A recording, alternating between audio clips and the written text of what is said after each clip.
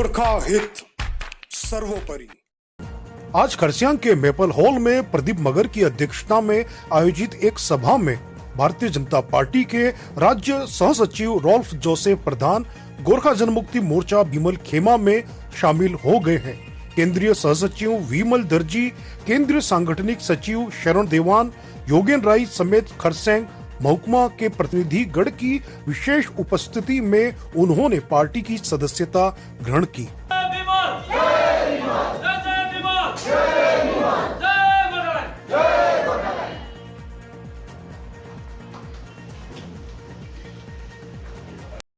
भइसकेको छ र उहाँलाई गोर्खा जनमुक्ति मोर्चामा उहाँले यति डरलाग्दो बलिदान दिएर त्याग गरेर आइसक्नु भइसकेपछि उहाँलाई हामी साधारण सदस्यमा राख्ने सक्दैनौँ र उहाँलाई हामी केन्द्रीय समिति र महकुमा समितिको सल्लाह बमोजिम आजदेखिको यस इलेक्सनको मुखैमा इलेक्सनलाई लिएर पनि अनि गोर्खा जनमुक्ति मोर्चाको सङ्गठनलाई लिएर पनि उहाँलाई आजदेखिको गोर्खा जनमुक्ति मोर्चाको इलेक्सन कमिटीको अनि सँगसँगै हाम्रो महकुमा समितिको एक्जिक्युटिभ मेम्बर सँगसँगै एडभाइजरी बडीमा उहाँलाई एउटा स्थान हामीले तय गरिरहेछौँ र त्यो स्थान हामी उहाँलाई आज सुम्पिरहेछौँ र त्यस जग्गामा बसेर त्यो ठाउँमा बसेर त्यो पदमा बसेर गोर्खा जनमुक्ति मोर्चा र हाम्रो जुन चाहिँ एउटा लक्ष्य छ त्यो लक्ष्यसम्म उहाँले हामीलाई पुर्याइदिनुहुन्छ भन्ने हामी पूर्ण आशा र भरोसा राख्दै उहाँलाई धेरै धेरै स्वागत जनाउँदै धन्यवाद पनि दिँदैछौँ। अनि यही मेसेज सम्पूर्ण हाम्रो जनता जनार्दनलाई पनि यो मेसेज सकारात्मक रूपले जाओस् भन्ने पनि एउटा आशा पनि राख्दै यो मिडिया मार्फत सबैलाई हार्दिक नमस्कार पनि गर्दछु।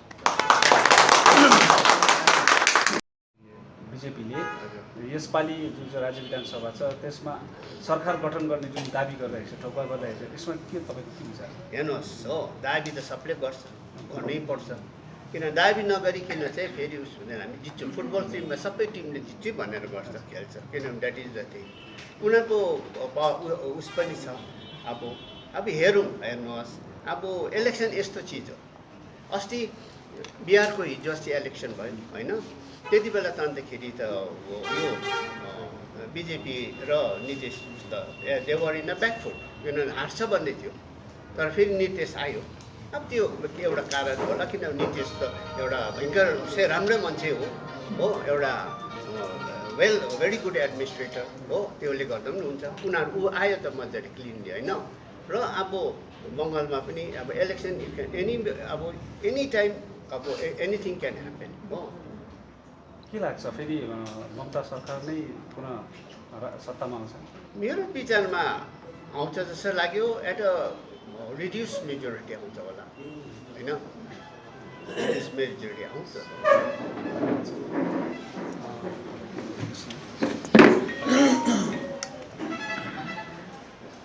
हजुर, आज जसरी भाजपाबाट एकजना वरिष्ठ कार्यकर्ता तपाईँको पार्टीमा सामेल यसपालि प्रथम त हाम्रो यसबाट जसले परित्याग गरेर गोर्खा जनमुक्ति मोर्चामा आज सामेल हुनुभएको छ उहाँलाई महकुमा समिति, केन्द्रीय समिति, ब्लक समिति, समष्टि समिति सबै समिति अनि सम्पूर्ण गोर्खा जातिको हितमा गोर्खा जनमुक्ति मोर्चामा उहाँलाई स्वागत जनाउँदछु आन्तरिक हृदयबाट। र आज भन्दा पनि अघि उहाँ झन्डै 2014सम्म भारतीय जनता पार्टीमा जिल्ला स्तरीय सचिव बनेर काम गरेर आउनुभएको व्यक्ति हुन् र त्यस पश्चात 14देखिको यता 19सम्म उहाँ स्टेट लेभलका एक्जिक्युटिभ मेम्बरमा पदासीन व्यक्ति हुन् उहाँ। र आज भारतीय जनता पार्टीमा यति वर्ष उहाँले त्यो टाइममा एकदमै राम्रो थियो, किनभने त्यति बेला सेन्ट्रल लिडरहरू सबै हो। अब जस्तो हाम्रो फर्मर डिफेन्स मिनिस्टर र यो हाम्रो गोवाको चिफ मिनिस्टर पारिकरज्यू हो, सुषमा स्वराजज्यू, अनिल जेटलीज्यू होइन, यो हाम्रो आडवाणीज्यू र मुरली मनोहरज्यूहरू सब उनीहरू त टोटल फोर्स थियो गोर्खालाई हो। तर हाम्रो अब के पुगेन कसो भएन, हामी 2014 to 19 भित्र हामीले पुग्नु सकिन्न। मेबी हामीले एउटा डरलाग्दो मिस्टेक गऱ्यो हो। म मिस्टेक भन्दिनँ, एउटा रङ निर्णय थियो होला यो हाम्रो आलुवालियाज्यू जस्तोलाई लाग्ने जो मान्छे चाहिँ मैले भनिहालेँ दार्जिलिङ डिस्ट्रिक्ट बाहेक चाहिँ इङ्ग्लिस र हिन्दीमा कहिले पनि बोलेको सुनेको छुइनँ तल म सँगसँगै म पनि अब कार्यकर समितिमा हामी बसेकै हो। सँगसँगै बस्दाखेरि ऊ जहिले पनि बङ्गाली बोल्थ्यो, उसले जहिले पनि भन्थ्यो म बङ्गालको छोरा, म त बङ्गाली छोरा। उसमा के अरे आसनसोल हामीले मेबी केही मिस्टेक गऱ्यौँ कि त के गर्नु हो। त्यहाँदेखि चाहिँ अब यस्तो भन्छ होइन, अब power corrupts absolute, power corrupts absolutely भन्छ हो। त्यही अन्तखेरि अब 2014 to 2019 त्यसमा 2019मा झन् डरलाग्दो बहुमतमा जिपी आयो र उनीहरूको झन् त्यो अर्कै उनीहरूको सडनली दे चेन्ज होइन। त्यहाँदेखि के भयो, मान्छेको लहर आउनु पस्नु थाल्यो। त्यहाँदेखि राम्रो मान्छे पनि नराम्रो मान्छे पनि त्यति बेला चाहिँ त्यहाँदेखि चाहिँ घुकौरेहरू पस्नु थाल्यो। त्यति बेला चाहिँ त्यहाँदेखि चाहिँ हाम्रो मुद्दा चाहिँ ठेलिँदै हो। त्यो ठेलिँदै गर्दाखेरि र पनि हामीले एउटा म बसेँ चुपचाप बसेँ, किनभने अब हामी एउटा डिसिप्लिन पार्टीमा बसेको, किनभने एउटा बिजेपी त एउटा डिसिप्लिन पार्टी र हामी बस्यौँ, हुन्छ होला केही हुँदा भयो। तर यो पालि चाहिँ अब जुन चाहिँ अब इलेक्सन आइसक्यो हो 2000 यो 24 यो 21को इलेक्सन होइन, स्टेटको इलेक्सन, त्यसको अगाडि चाहिँ एउटा निर्णय त लिनु पर्थ्यो एउटा जेमा पनि, तर एउटामा पनि दिनु मानेन नि त हो। र उनीहरूले के गर्छ भने उनीहरूले के भन्छ भने यो आफ्नो उस निकाल्छ क्या, एउटा बाना के अरे ट्राइपार्टिक मिटिङ हो कि कोही बेला चाहिँ यो जिटिए रिभ्यू हो। यो यस्तो चिजहरू चाहिँ मैले सिधै भन्छु, यो these are time consuming factors, यो केही होइन। किनकि गोर्खाल्यान्डको जुन चाहिँ राज्यको लागि जतिवटा क्राइटेरिया थियो, जे क्राइटेरियाहरू थियो त्यो सबै पुरा भएको छ हो। बिजेपीले दिनुमा केही त्यसमा बाधा छैन। खालि के बाधा भयो भने बिजेपीको सेन्ट्रल लिडरसिपको दे ल्याक हो the will to create Gorkhaland. उनीहरूको विल छैन, उनीहरूको इच्छा छैन, र त्यो इच्छा नभएको पार्टीमा म किन बस्नु, मेरो स्वभाव के छैन। म सन्त्री पनि हुनु मन लाग्दैन, म मन्त्री हुनु पनि मन लाग्दैन हो। म बिजेपीमा पसेको थिएँ कि एक दिन न एक दिन हाम्रो पनि पाउँछौँ भनेर, अब पाउँदैन भने म किन बस्छु। त्यही आज त्यसो भए आज गोर्खा जनमुक्ति मोर्चामा चाहिँ के कारणले तपाईँले समर्थन? यसो छ, यसमा मलाई बहुत अब थुप्रो पार्टीबाट मलाई पहिलादेखि नै इन्भिटेसन थियो हो। ठुलो पार्टी पनि नेसनल पार्टी पनि कतिपल्ट इन्भिटेसन थियो। म तर चुपै साइलेन्टै बसेको थिएँ।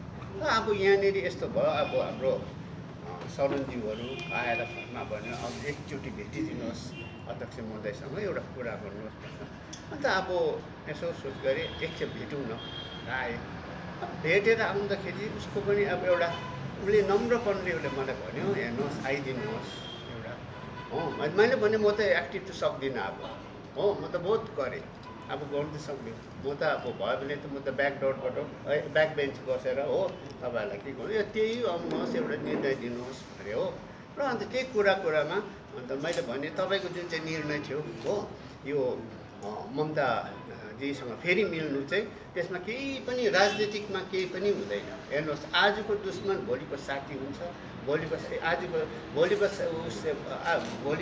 दुश्मन आज दुश्मन हुन्छ है। अपोजिट के हुन्छ है त्यसरी है। मेरो नेपाली चाहिँ एकदम राम्रो छैन, किनभने म जब स्कुल पढेँ यस्तो जग्गामा पढेँ जहाँ नेपाली पनि सिकाउँथेन, हिन्दी पनि सिकाउँथेन ल। र मैले चाहिँ नेपाली जति सिकेँ चाहिँ दार्जिलिङमा जब कलेजमा पढेँ त्यति बेला सिकेको, त्यही हो। मैले इम्प्रुभ पनि गरेन, तर मलाई फेरि म साहित्यकार पनि होइन, र मलाई I'm not bothered about it हो। मैले भनेको तपाईँहरूले बुझ्यो भने, तपाईँले भनेको म बुझेँ भने that is the most important होइन। त्यही हो, किनभने म एकदम मेरो भाषा सरल छ, अरू केही पनि छैन। र सरलाई छोडेर गोर्खा जनमुक्ति मोर्चा विमल पन्थीमा तपाईँ सामेल हुनुभयो, यसको कारण के होला सर, कृपया बताए। आज मैले बिजेपी छोडेको, मैले बिजेपी चाहिँ कहिले छोडेँ भने जब चाहिँ हाम्रो सेन्ट्रल कमिटीले एउटा इन्ट्रेस्ट दिएन यो गोर्खा जुन चाहिँ उसलाई चाहिँ एउटा राज्य दिनेको चाहिँ उनीहरू चुपचाप बसेर नदिँदाखेरि चाहिँ एउटा अन्तखेरि यो बङ्गालको जुन चाहिँ नेतृत्व छ बिजेपीको हो, स्पेसली हाम्रो दिलीप घोषज्यूहरू जस्तोहरूले यस्तो एडमेन्टको उसहरू स्टेटमेन्ट गर्न थाल्यो कि हामी पाहाडको मान्छेहरूलाई चाहिँ गोर्खाल्यान्ड चाहिँदैन, दे डोन्ट वान्ट गोर्खाल्यान्ड होइन है। अन्त एउटा दुईजना मान्छेहरू मात्रै एउटा आफ्नो आर्थिक उसको लागि दे वान्ट गोर्खाल्यान्ड भनेर भन्यो होइन। अन्तखेरि अब मेरो विषयमा भने नि म बिजेपीमा झन्डै 20-22 वर्ष होला, त्योभन्दा पनि बेसी होला, किनभने म बिजेपीमा नहुँदा पनि पहिला जनसंघसँग सम्बन्ध थियो। त्यो पछि हामी भारतीय त्यति बेला त्यो पछि चाहिँ जनता दल भयो सबै मिलेर हो। त्यहाँदेखि फेरि पछि टुट्दाखेरि चाहिँ आडवाणीज्यू, हाम्रो वाजपेयीज्यू र मुरली मनोहर जोशीले चाहिँ फेरि यो पहिलाको जनसङ्घलाई चाहिँ भारतीय जनता पार्टी बनाएर गर्दा हामी त्यहाँदेखि नै सम्मिलित थियौँ। र किन जोइन गरेको थिएँ भने त्यति बेला चाहिँ के थियो भने बिजेपीको उद्देश्य थियो सानो राज्य हुनुपर्छ र आफ्नो उसहरूले गर्दाखेरि एउटा इन्डियाको भारतको मान्छेहरूको एउटा सबको एउटा उस हुनसक्छ हो, एउटा डेभलपमेन्ट हुनसक्छ र देशलाई एकदम बलियो हुनुपर्छ भनेर त्यसमा त हाम्रो पुरो चान्स थियो नि त होइन। हामी गऱ्यौँ पनि, बहुत खट्यौँ पनि र बहुत बहस पनि गऱ्यौँ, बिचमा राम्रो पनि भएको थियो। किन नभन्नु हो, पहिला त अब वाजपेयी सरकार आउँदा त वाजपेयी उनीहरू